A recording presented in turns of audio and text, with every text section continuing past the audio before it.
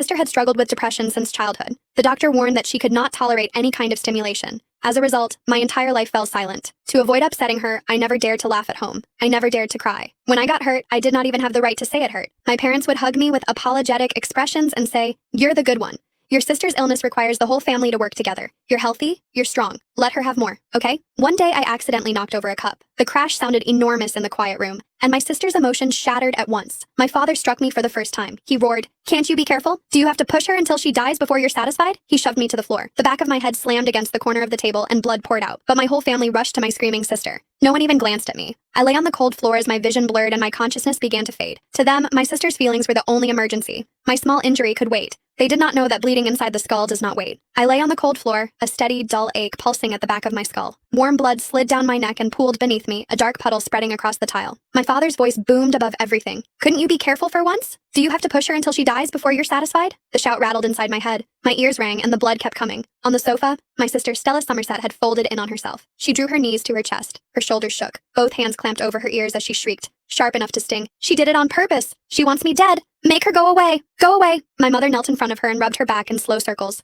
Her voice turned soft and sing-song. "It's okay, baby. It's okay. Mommy's here. The bad sister went away." I tried to push myself up. The room tilted hard to the left, then lurched back. Dizziness punched through me, and I collapsed again with my cheek against the floor. The edges of my vision darkened. Black crept in like smoke and swallowed the corners first. "Dad! Mom!" My voice came out thin. Almost nothing. No one turned. My sight blurred. The ceiling faded into a pale smear. Somewhere beyond it, old memories surfaced, as if they had waited for the moment I finally stopped fighting them. I saw myself running home with a certificate clutched in both hands. I had earned first place in my grade. My heart had felt too big for my chest. "Mom, I shoved the door open, breathless. The words spilled out. Before I could finish, she snatched the certificate from my hands and shoved it into a drawer as if it were contraband. "Rainy," she whispered, panic in her voice. "Don't let your sister see it." She lowered her voice even further. "You know how this goes. If you do well, it will set her off." I stood in the doorway with my arms still half extended, as if my body had not received the message. My smile froze. "But Mom, it's the first time I ever got first place," I said. My voice shook. "The teacher said I could apply for early admission. You're the most sensible one," she said as she smoothed my hair.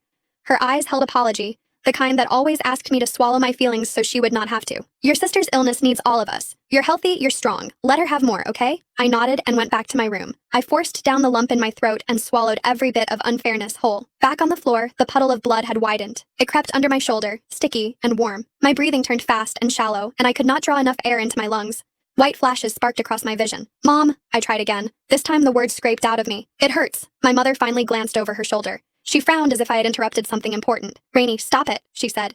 "Can't you see your sister is unwell? Wait." My sister's screaming spiked even higher. "Make her leave. Make her go away." She grabbed a glass from the coffee table and hurled it at the wall. It